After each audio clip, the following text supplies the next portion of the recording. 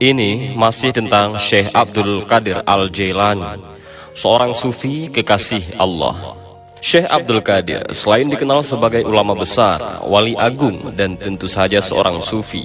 Karena sejak menuntut ilmu di Baghdad, dirinya banyak melahap ajaran-ajaran tasawuf. Bahkan beliau bukan hanya memahami tasawuf, melainkan juga mempraktikkannya. Maka wajar kalau beliau selama hidupnya senantiasa berlaku tirakat, riyadhah, suka menyepi, suka bermunajat, dan sebagainya. Semua itu merupakan wujud dari komitmennya yang tinggi terhadap ajaran-ajaran tasawuf. Dengan tasawuf inilah beliau kemudian muncul sebagai seorang sufi yang menjadi kekasih ataupun walinya Allah. Bagian dari laku sufistik Syekh Abdul Qadir Al-Jailani adalah berdakwah secara langsung bersentuhan dengan masyarakat. Karena inilah ada yang mengatakan bahwa Syekh Abdul Qadir merupakan sosok yang mengembangkan tasawuf amali ataupun tasawuf secara praktis, sebagai perbandingan dari tasawuf falsafi ataupun tasawuf dalam bentuk pemikiran. Meski begitu, Syekh Abdul Qadir juga mempunyai sejumlah karya yang berisi pemikiran-pemikiran tasawuf. Hanya saja, tasawuf amali Syekh Abdul Qadir nampak lebih kental, sehingga kehadiran Syekh Abdul Qadir di dunia tasawuf dikatakan sebagai pelengkap bagi Imam Ghazali, ulama dan sufi besar sekaligus intelektual yang produktif menuliskan pemikiran-pemikirannya ihwal tasawuf. Jamaah beliau datang dari berbagai lapisan masyarakat, mulai dari rakyat kecil hingga pejabat tinggi istana, bahkan raja atau khalifah. Semua disiplin ilmu-ilmu keislaman seperti tafsir, hadis, nahwu, usul fikih telah beliau jelaskan secara sederhana sehingga mudah dicerna oleh masyarakat umum. Maka tidak mengherankan jika banyak orang yang kemudian insaf, sadar dan bertobat berkat menghadiri pengajian dan majelis ta'lim beliau. Bahkan seperti dikatakan oleh Imam Umar Al-Kaisani, setiap kali ada saja orang Yahudi dan Nasrani yang kemudian masuk Islam lewat beliau dan lewat majelis ta'lim yang diasuh oleh beliau. Perannya yang luar biasa besar ini turut merombak corak tasawuf yang saat itu cenderung mengabaikan syariat karena pengaruh filsafat Yunani ataupun tasawuf falsafi. Dalam setiap ajarannya, Syekh Abdul Qadir selalu menegaskan bahwa tasawuf tidak bisa lepas apalagi meninggalkan syariat. Dalam sebuah pernyataannya, Syekh Abdul Qadir mengatakan, "Kembalilah kepada syariat dan peganglah hukum-hukumnya dengan kuat. Tinggalkan hawa nafsu, karena sesungguhnya setiap hakikat yang tidak bersandarkan syariat itu sesat."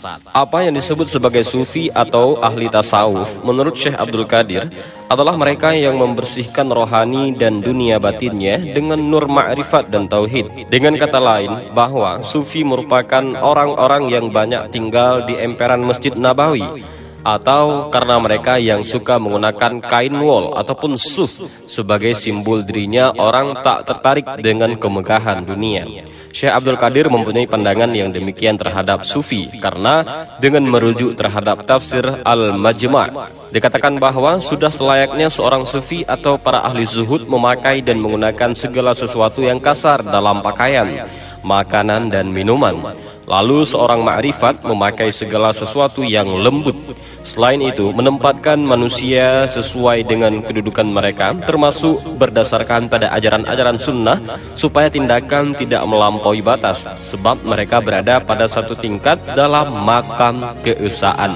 Dalam masalah-masalah sifat, takdir, dan lainnya, Syekh Abdul Qadir tetap merujuk pada Al-Quran, sunnah, dan pendapat para ulama. Syekh Abdul Qadir karenanya mengkritik keras orang-orang yang mengabaikan syariat demi menjalani laku spiritual.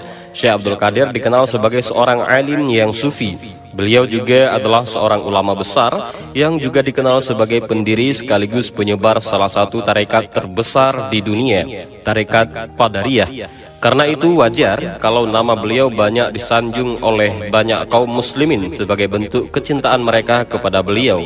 Yang penting dalam hal ini adalah mereka tidak sampai mengkultuskannya. Sebagai tokoh sufi dan kekasih Allah, Syekh Abdul Qadir benar-benar memasrahkan diri dan kehidupannya kepada Allah. Meski begitu, beliau juga berikhtiar untuk menunjukkan dirinya sebagai manusia. Misalnya, beliau juga belajar keras untuk mencerap ilmu. Karena rasa tawakalnya yang besar kepada Allah itu, maka beliau tidak mempunyai rasa takut atau susah dalam menghadapi beragam badai kehidupan.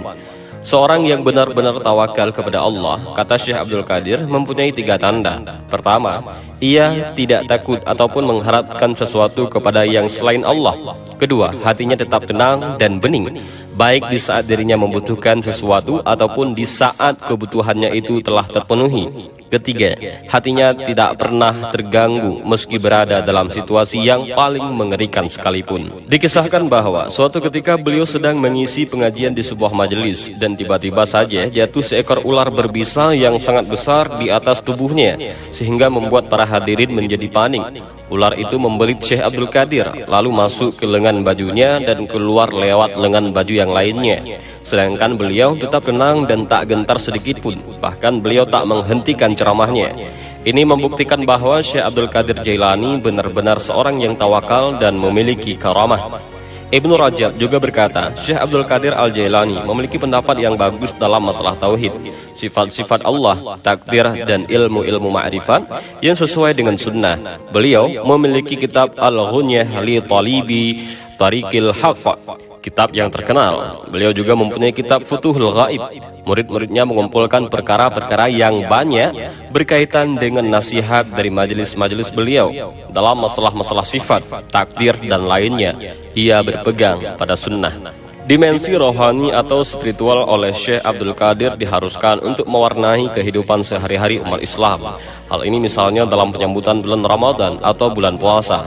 Seperti dijelaskan bahwa Syekh Abdul Qadir Al-Jailani dalam kitab Al-Ghunyah menganjurkan terhadap rohani yang harus disiapkan dalam menyambut bulan Ramadan. Pertama, Syekh Abdul Qadir Jailani menganjurkan agar umat Islam menyambut bulan Ramadan dengan mencucikan diri dari kesalahan-kesalahan di masa lalu, melakukan introspeksi, evaluasi, dan memohon ampun kepada Allah. Merupakan sebuah tahapan rohani yang paling penting untuk menyambut bulan suci Ramadan dengan keadaan jiwa dan hati yang suci. Puasa pada bulan Ramadan sesungguhnya bukan sebatas melaksanakan rukun Islam yang keempat, sebab di dalamnya terdapat upaya dan metode untuk mengengkang dan menahan hawa nafsu. Dengan persiapan rohani dan kebersihan jiwa itu, masyarakat muslim diharapkan bisa menjalankan ibadah puasa dengan hati yang bersih, pikiran yang jernih, dan hati yang tenang, serta perilaku yang baik. Dengan kesucian hati dan kejernihan jiwa yang dicapainya itulah, maka Syekh Abdul Qadir Jailani dianugerahi oleh Allah dengan banyak karamah dan keistimewaan. Di dalam kitab Bahjatul Asrar misalnya diriwayatkan bahwa pada suatu saat Syekh Abdul Qadir terbang melayang-layang di atas ribuan manusia pada jamaah majelis pengajian yang beliau pimpin. Beliau berkata, "Tiada terbit matahari melainkan mengucapkan salam padaku dan menginformasikan segala kejadian atau peristiwa yang akan terjadi pada tahun itu. Pada setiap datang bulan, senantiasa memberi salam padaku dan menceritakan peristiwa apapun yang akan terjadi pada bulan itu. Demikian setiap datang minggu dan hari itu memberi salam padaku dan memberitahukan peristiwa yang akan terjadi pada minggu dan hari itu. Demi zat kemuliaan Tuhan, orang-orang yang akan mendapat kecelakaan dan kebahagiaan, semuanya itu diajukan kepadaku. Pandangan mataku ada di Lauh Mahfuz, dan aku tenggelam dalam lautan ilmunya Allah dan dalam lautan musyahadahnya. Akulah yang menjadi hujjah Allah bagimu. Akulah yang menjadi pengganti dan penerus Rasulullah.